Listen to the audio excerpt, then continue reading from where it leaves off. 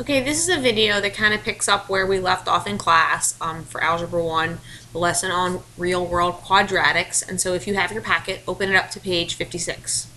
We're going to take a look at number 3. Number 3 says, the human cannonball. Kira is a stunt woman that is doing a human cannonball stunt for a motion picture. Kira's flight through the air is modeled by the equation f of x equals negative 16x squared plus 44x plus 12. So the first thing we're going to do is we're going to grab our graphing calculator, here it is, and we're going to go and type that into y equals. So I'm going to go to y equals and I'm going to type in negative 16x squared plus 44x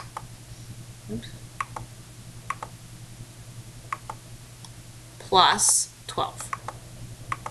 Now, if I look at this on a standard window, I don't see a whole lot, and that's why on the side it says change the y max to 100. So that's what we're going to do. We are going to go over here to window, and we are going to go down to where it says y max, and we're going to change that to 100. And that's going to give us a better picture of our parabola. Now when we press graph, we can see the top of the parabola. Oop, there it is. Okay. It says, how long will Kira be in the air until she hits the ground? Show how you determined your answer. So when I look at this, make sure I typed it in right. Yep. When I look at this, I can see at 1, 2, 3 seconds, the graph crosses the x-axis. So she starts somewhere up here, maybe on like a platform, or she's being shot out of the cannon, and she goes and lands at 3 seconds on the ground or hopefully some soft mat. So my answer there, I'm going to go ahead and type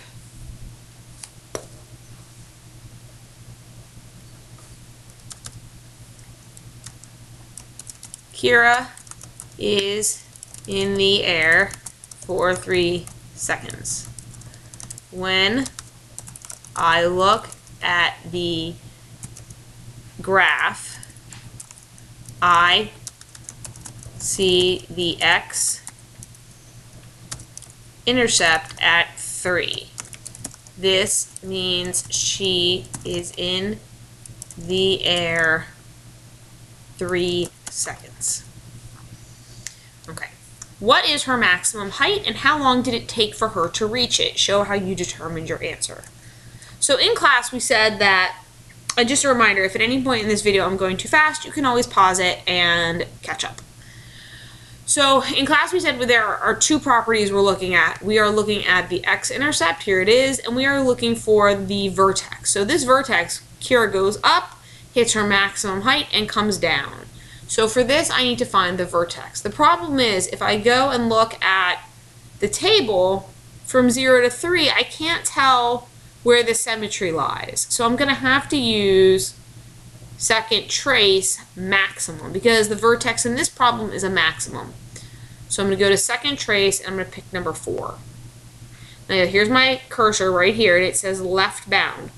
This cursor is already on the left side of this vertex. Here's the vertex, this is the left side, this is the right side.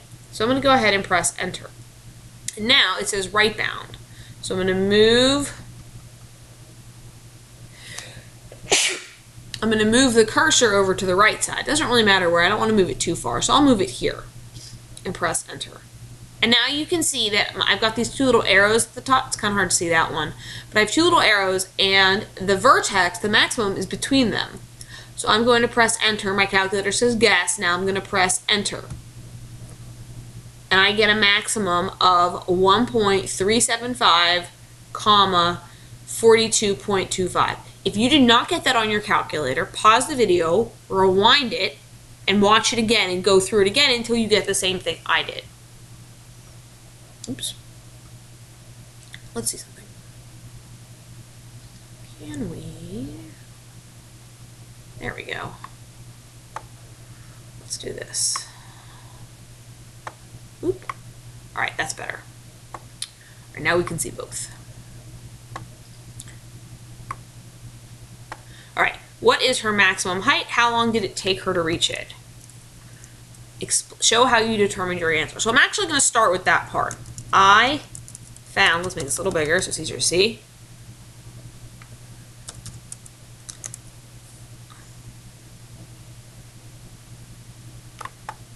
I found the vertex on my calculator using the max function.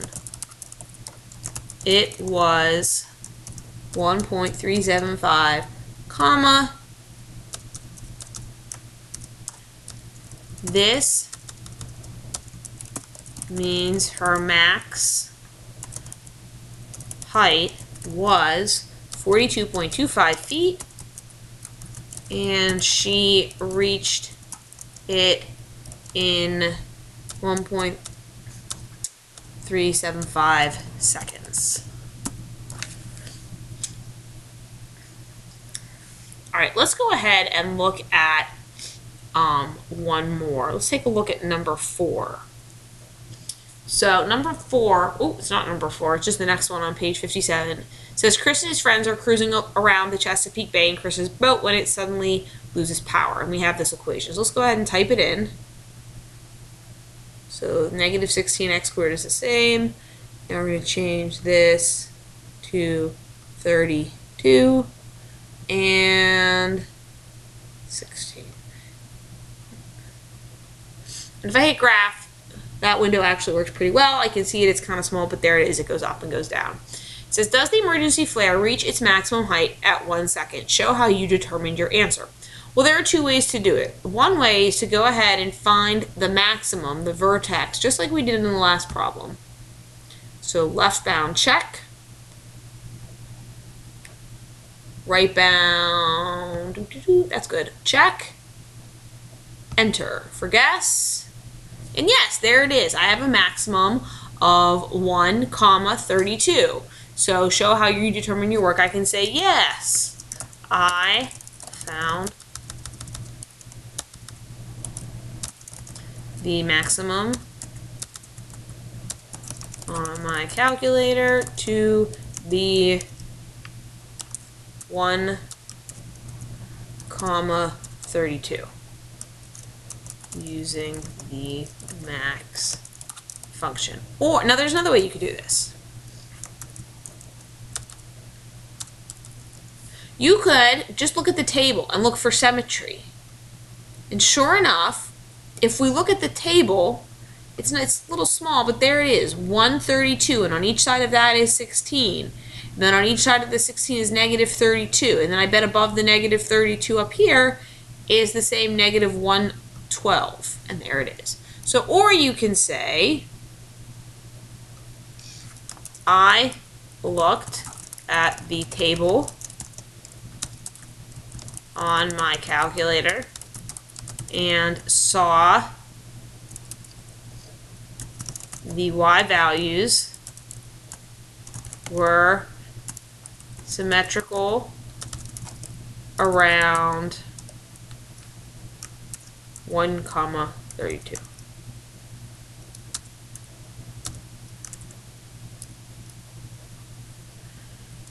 All the other points were lower. So it is the max. All right. I have to make it a little smaller. So the next one says, how long will it take the flare to hit the water? So this is another x-intercept question. So I think it's about 2.5.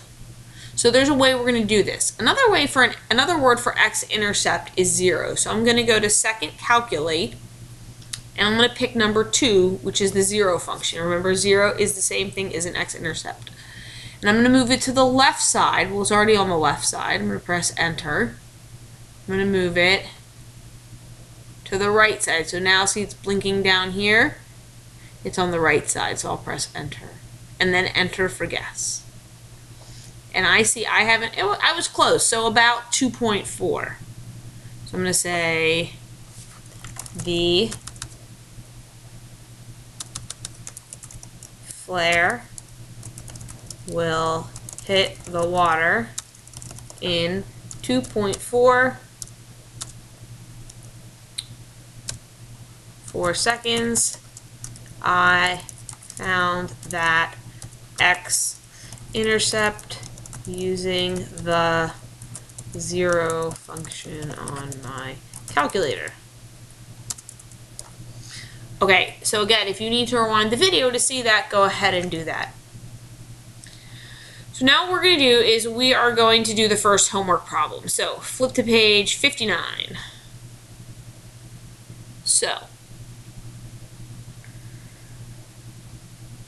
actually, you know what? It says a person standing on the top of a building throws a ball upward.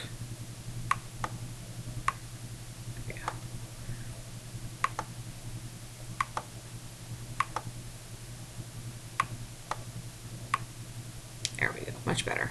All right, what is the maximum height of the ball? And we need to see how long the ball is in the air. So once again, we're finding the x-intercept and the vertex. Now watch what happens when I press graph. 48 and 402. When I press graph, I've got the problem. I see it go up and I see it come down, but I can't see what's in the middle. So we're going to change the y max. Now I'm going to look at the numbers in the problem. I see I have 400 in this problem, so I'm going to need a pretty big number. I'm going to hit window, and maybe I'll change my y max to 500. Let's see if that works.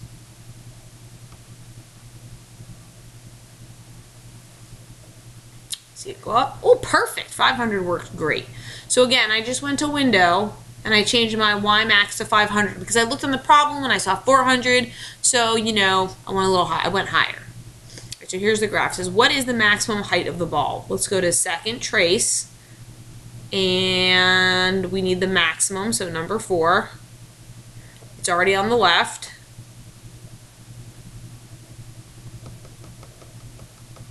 Move it to the right. So 1.5438. So what is the maximum height of the ball?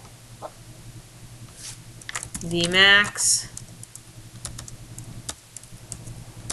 height is 4. I use the max. Alright.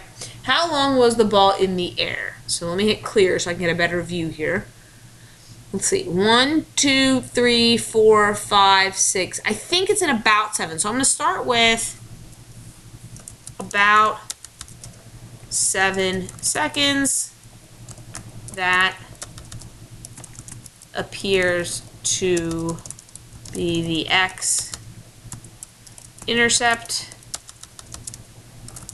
on the right. Now, here's the thing. If I go to look at my table, it's 7, let's see.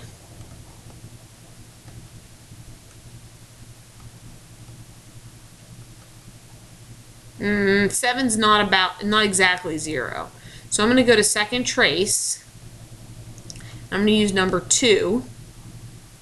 And it's already on the left, so I'm going to press enter. And now I'm going to arrow, and it's hard to see it.